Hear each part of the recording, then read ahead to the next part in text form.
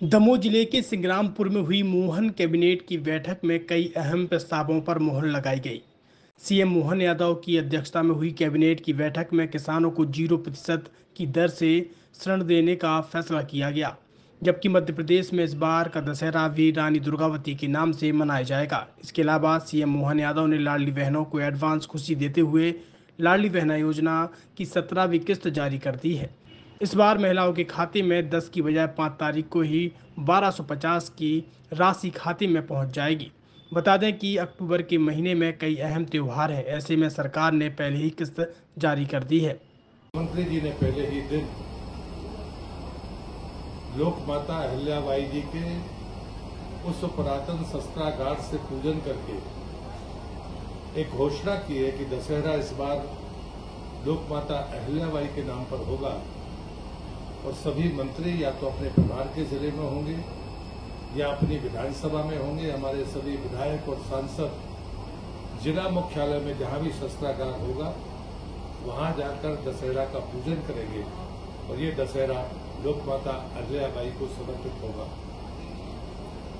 शक्ति अभिनंदन अभियान जो 2 अक्टूबर से 11 अक्टूबर तक चल रहा है, उसका विकास खंड से लेकर ग्राम स्तर तक एक विधिवत कार्यक्रम मध्य प्रदेश सरकार ने तय किया है। पहले बार में संवाद कार्यक्रम होंगे जिसमें कहानियां, रोजगार, व्यवसाय, महिलाओं की उद्यमिता को लेकर जितने भी हमारे महत्वपूर्ण विषय होंगे इस पर एक संवाद कार्यक्रम होगा। बालिकाओं के प्रशिक्षण हेतु जो सेफ्टी बात है, सशक्त वाहिनी पंजीयन, ये इसका दूसरा चरण होगा। मानसिक स्वास्थ्य संवेदी कार्यक्रम जिसमें विकास और महिला भागीदारी पर चर्चा होगी। बालिकाओं के द्वारा मार्शल आर्ट का प्रदर्शन और सकारात्मक पुरुष भागीदारी पर चर्चा, ये उसका चौथा बिंदु होगा। साइबर सिक्योरिटी एक बड़ी चुनौती है, इसलिए सोशल मीडिया सिक्योरिटी पर प्रशिक्षण होगा कि मैं निडर हूं। इस स्लोगन के साथ बालिकाओं का दृष्टिकोण सोशल मीडिया कैंपेन के द्वारा पूरे राज्य में चलाया जाएगा। शक्ति संवाद समस्त थानों से जो हमारे महिला सुरक्षा कर्मी है वो ऐसे स्थानों पर जहां पर कोई सघन आबादी हो या गतिविधियां हो वहां पर वो बाकायदा इस पूरे सप्ताह में अपने प्रदर्शन को वहां पर जारी रखेंगी। सागर में एक इन्वेस्टर्स मीट, जो क्षेत्रीय इन्वेस्टर्स मीट माननीय मुख्यमंत्री जी ने तय किए, पूरे राज्य में लगातार ये जारी है। भोपाल के बाद जो लगातार जबलपुर और अन्य जगह पर हुई है, तो सागर अभी तत्काल में जो इन्वेस्टर्स मीट हुई है उसमें 3500 से अधिक प्रतिभागियों ने भाग लिया है। 10 राज्यों से प्रतिभागी यहां पर आए थे। रीजनल इंडस्ट्री कॉन्क्लेव सागर में 96 इकाइयों के आशय पत्र, जिसमें 240 एकड़ भूमि आवंटित की गई है, जिसमें 1560 करोड़ से अधिक की पूंजी निवेश और 900 से अधिक व्यक्तियों के रोजगार की संभावना है। लगभग 23,181 करोड़ के निवेश प्रस्ताव इस समिट में प्राप्त हुए। आगामी दिनों में हैदराबाद का रोड शो 16 अक्टूबर को होगा। भोपाल में माइनिंग कॉन्क्लेव 16, 17 और 18 अक्टूबर को है और रीवा की रीजनल इन्वेस्टमेंट 23 अक्टूबर को होगी। हमारा जो 7वां बिंदु है वो मध्य प्रदेश में बेरोजगारी दर पर हम गौरवान्वित है मध्य प्रदेश सरकार, और मुझे लगता है कि कई बार इस पर हम विचार करते हैं लेकिन शायद हमारी जानकारियों का अभाव होता है। हम गौरवान्वित हैं आज कि भारत सरकार ने जो बेरोजगारी का आंकड़ा देश के सामने रखा है उसमें सबसे ज्यादा बेरोजगारी केरल राज्य में है और केंद्र शासित प्रदेश में लक्षद्वीप में है।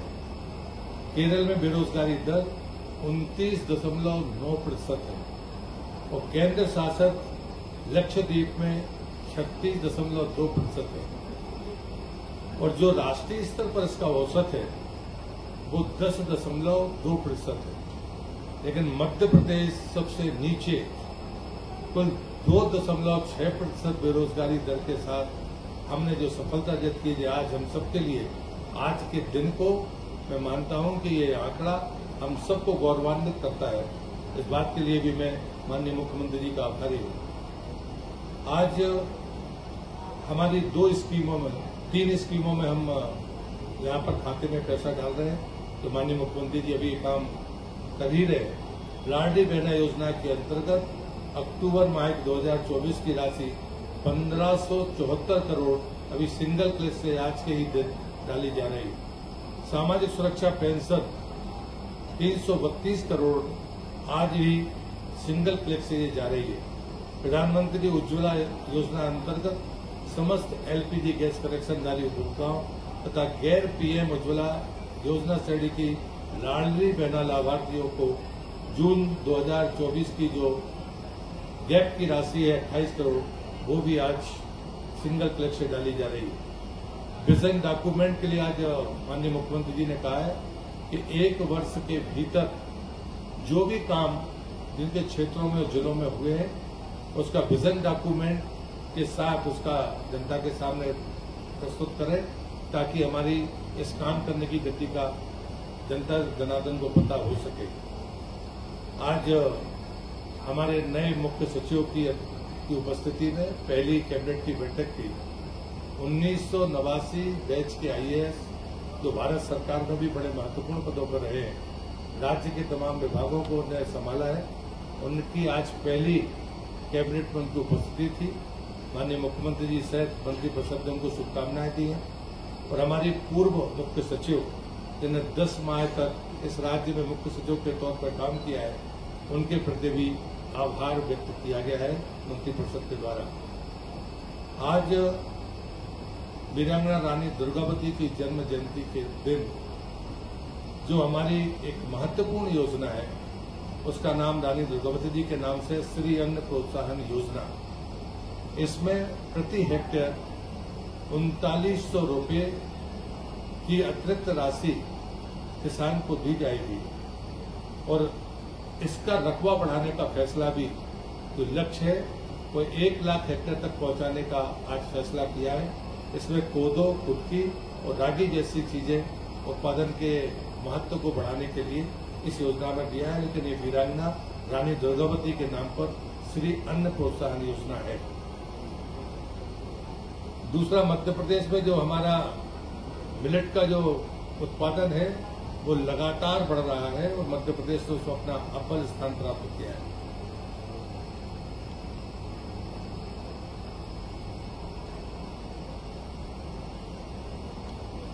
सहकारिता विभाग में मध्य प्रदेश एक बात के लिए और जाना जाता है कि हम 0% ब्याज की दर पर किसान को कर्ज देने का काम करते हैं और इस बात का भी आज मंत्रिपरिषद ने आज ही के दिन फैसला किया है कि हम इस योजना को जारी रखेंगे और इसमें एक अंश भारत सरकार देती है और एक अंश मध्य प्रदेश सरकार देती है। और इस बात के लिए भी मैं माननीय मुख्यमंत्री जी को धन्यवाद देता हूं कि वीरांगना दुर्गावती जी जो सदैव किसानों के हित में अपना सोचती थी और किसानों से पूछकर फसल चक्र का भी निर्धारण करती थी, ऐसे उनके स्थान पर बैठकर इस महती योजना को फिर से 0% ब्याज में किसान को ऋण देने का जो उन्होंने फैसला किया है, उनके प्रति भी मैं अपना आभार व्यक्त करता हूं। पिछड़ा वर्ग तथा अल्पसंख्यक कल्याण विभाग, हमारे घोषणा पत्र में हमने तमाम अल्पसंख्यक अन्य समाजों के बोर्ड बनाने की बात कही थी और उसी के तहत अभी 20-25 दिन पहले माननीय मुख्यमंत्री जी ने जैन समाज के लोगों को जो आश्वासन दिया था, इतने कम समय में उसको पूरा किया है। ये हमारे घोषणा पत्र का मुद्दा भी था, जिसमें एक अध्यक्ष होंगे और 2 सदस्य होंगे। उनके ऑफिस का और उनके मानदेय का प्रबंध भी इसमें है और साथ में ये भी मुख्यमंत्री जी ने घोषणा की है, क्योंकि जैन समाज में दिगंबर जैन समाज है और श्वेतांबर जैन समाज है, तो 2 वर्ष दिगंबर जैन समाज के अध्यक्ष होंगे का कार्यकाल होगा और 2 वर्ष श्वेतांबर जैन समाज का कार्यकाल होगा। ये महत्वपूर्ण फैसला आज कैबिनेट में लिया गया।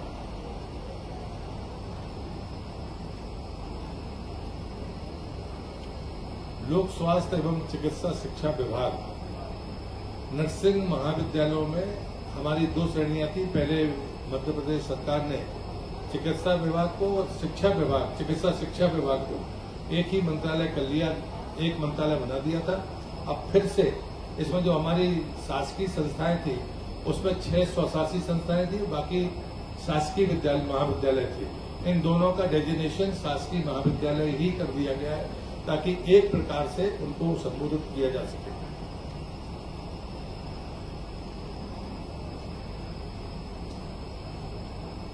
अंत में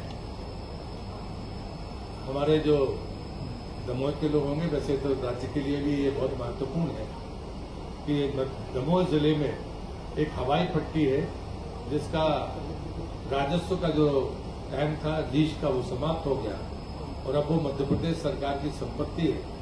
आज सैद्धांतिक सहमति हमारे कैबिनेट ने मंजूर की है कि हम उसे उन्नत करके हवाई पट्टी बनाएंगे।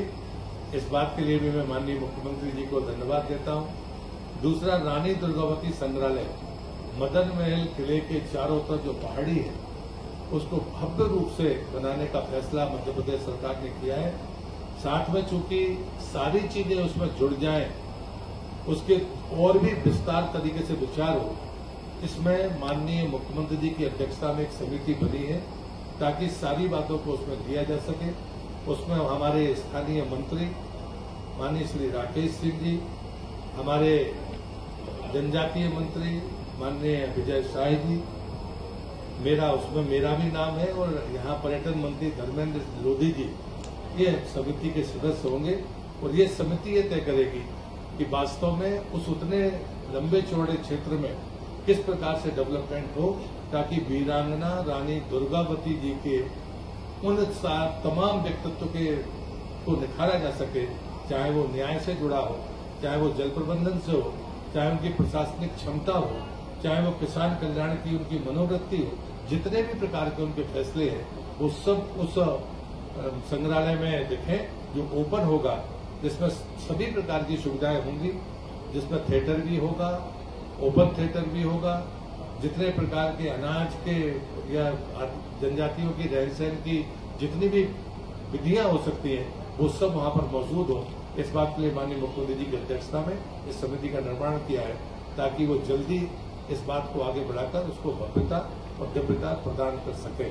मैं अपनी बात यही समाप्त करता हूँ। तो कुछ पूछना तो पूछ सकते हैं।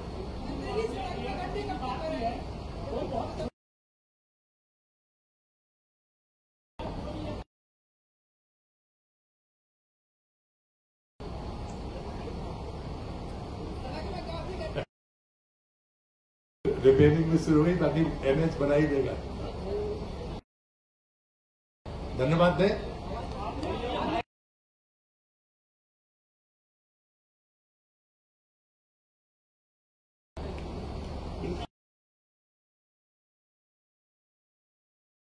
सैद्धांतिक सहमति बनी है, जब वो बन जाएगी तो उसके बाद आपको शेड्यूल पता चल जाएगा कि कौन उतरेगा।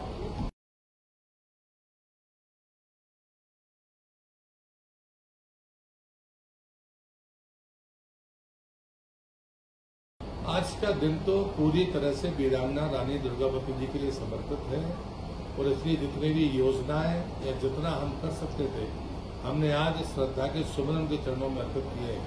और जो हमारे जनप्रतिनिधि थे, हम लोगों ने माना कि हवाई पट्टी के उद्धार के बारे में आगे बढ़ना चाहिए, तो उस पर सैद्धांतिक सहमति उन्होंने दी है। तो मुझे लगता है कि ये और पर्यटन की दृष्टि से जो रानी दुर्गावती के इस पूरे क्षेत्र में होना है उसके लिए बाकायदा एक रोड मैप है। बहुत धन्यवाद सबको। अब छतरपुर जिले की एकमात्र NABL लैब नियमित चेकअप ही शरीर को स्वस्थ रखने की कुंजी है, तो हम देते हैं होम सैंपल कलेक्शन सुविधा। NABL accredited lab, accurate reports, online reports facility. तो आज ही संपर्क करें। हमारा पता है सरकारी अस्पताल के सामने, राकेश मेडिकल की लाइन में, छतरपुर, मध्य प्रदेश। हमें संपर्क करें 8269270401 पर या हमें व्हाट्सएप करें 8269270401।